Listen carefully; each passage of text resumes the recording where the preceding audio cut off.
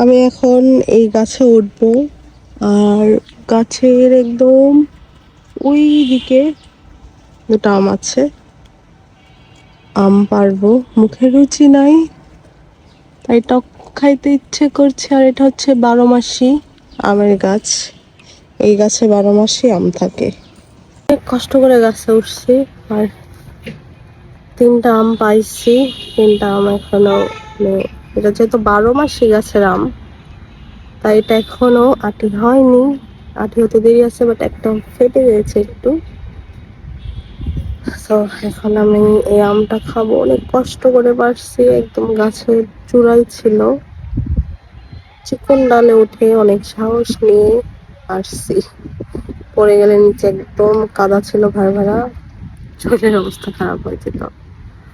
তো এই যে মরিচ আর লবণ ইয়ে করে আনছে, এখন এটা দিয়ে এই আমগুলো আমরা খাবো। ফার্স্টে আগে যেহেতু এটা ফাটা আছে, একটু আমরা এটা ট্রাই করি কেমন কেমন হয় আসলে। এটা মানে এটা যেহেতু ফাটা ফাটা আছে, এটা কিন্তু খেতে একটু মিষ্টি লাগবে। বিসমিল্লাহ।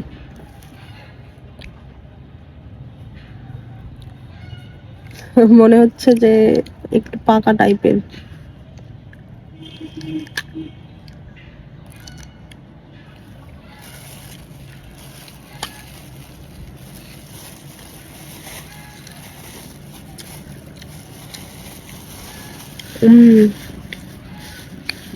দেখো বিটলা বনা দিছি। ও কি দিয়ে আনছে? বিট লবণ দিয়েছে, লবণ দিয়েছে আর শুকনো মরিচ গুঁড়া। এটা কই পাইছ? কুড়ে যাওনি তো? না দাদি দিছে।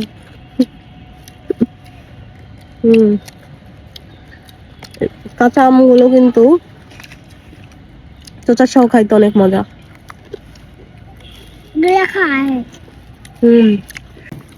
একদম লবণ ভরায় ভরায়, মুখে স্বাদ নাই, বাট এটা খেয়ে স্বাদ লাগতেছে। ধুয়েও নি গাছ থেকে, যেহেতু পেরে হাতে করে নিয়ে এসছি। কোথায় চুলে চুলে পোকা? মাকড়সা পালবে, মাকড়সা পালবো কেন? তো আমটা খুবই স্বাদ লাগছে।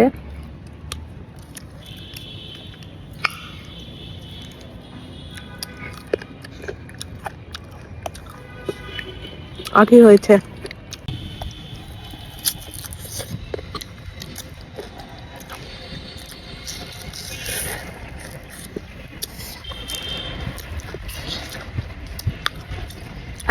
দারুন।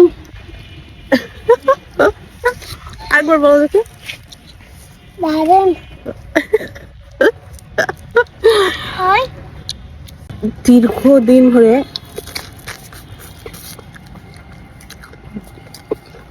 জ্বরে ভুগছি আমি। আমার চোখগুলো দেখলে বোঝা যাবে আমি এখনো স্টিল নাও অনেক অসুস্থ। মাথা প্রচুর ঘুরছিল, আমি বিছানা থেকে উঠতে পারছিলাম না। জাস্ট এটা খাওয়ার জন্য আমি আসছি,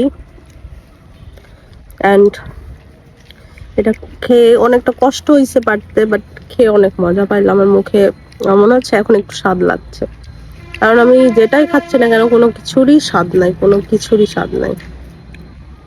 খুবই মজা লাগছে, একদম মরাই মরাই নিচ্ছি।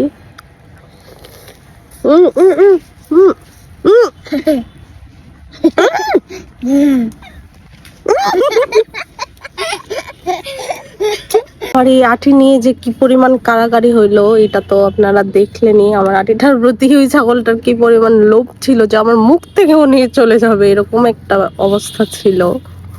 তো আমি কিন্তু দিইনি, কারণ এটা আমার প্রয়োজন, আমি ওকে কেন দিব?